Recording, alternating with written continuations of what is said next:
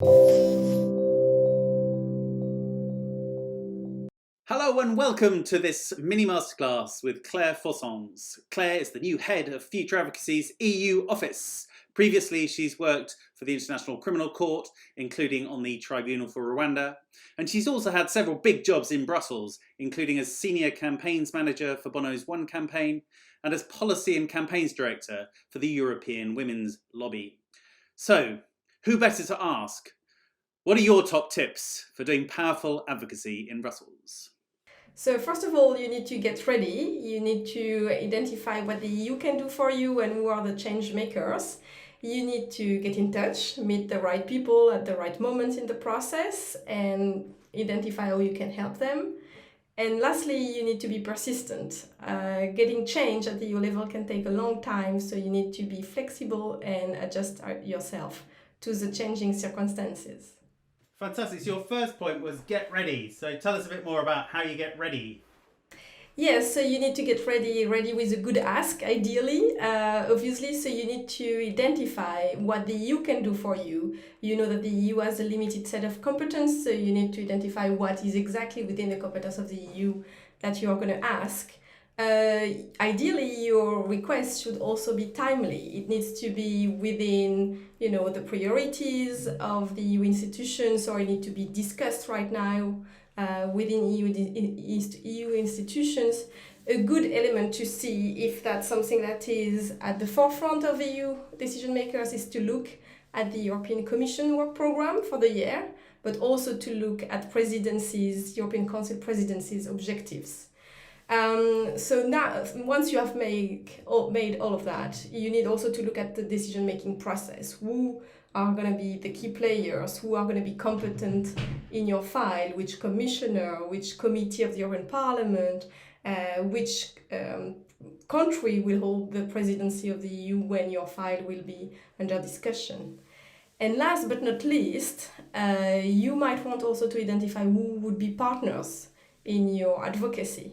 So you know that there are potentially 27 member states to convince, so it's better to have strong allies with you to divide and conquer.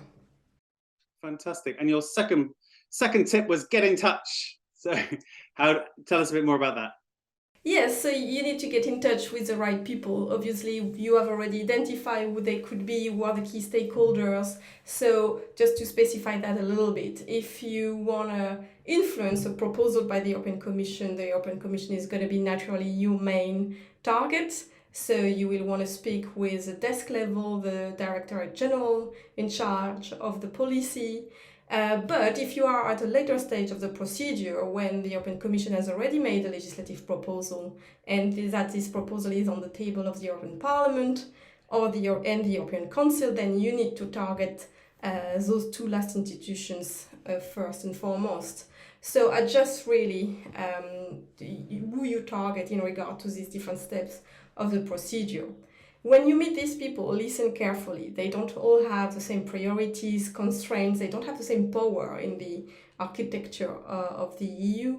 So really be aware of what is their specific position and adjust your message to them. That's also a time when you can identify who are champions, who could be opponents, who are the key players. And that's also when you can identify how you can help these people. It's not only about taking, it's about giving, supporting with policy, with mobilization of the public, etc. Great answer. So, and your final point was that you need to be persistent, which sounded very wise, but tell us a bit more about that. So first of all, the EU process is very long. So I just explained, if you want to have a piece of legislation go through at the EU level, you need a proposal from the European Commission. That is already quite a long process. But then it goes to the two other institutions that need to make their position. And when they have their position, they meet, discuss, and negotiate. All of this together can take 2-3 years up until adoption. So that's a long process. In addition, it can be that some pieces of legislation are blocked at some point in this process, and it can even take decades. We have an example in 2022 of the Women on Boards Directive, which has been adopted after 13 years of negotiations. So you need really to measure your efforts. It's not a sprint, it's a marathon. And you need also to identify where you want to let go. Remember that there are potentially more than 700 MEPs and 27 countries, EU member states with which you need to work. And all of those have different priorities, background, cultures. So you need to reach an agreement with all of these people, which means probably letting go somehow on some aspects, and you might want to have an imperfect result better than no result at all. So adjust through the time, through the changing circumstances, adjust your strategy so that you are the most efficient and you can reach success. See also that changing circumstances can bring opportunities. We have seen that the COVID crisis has been already obviously bringing challenges, but also some opportunities.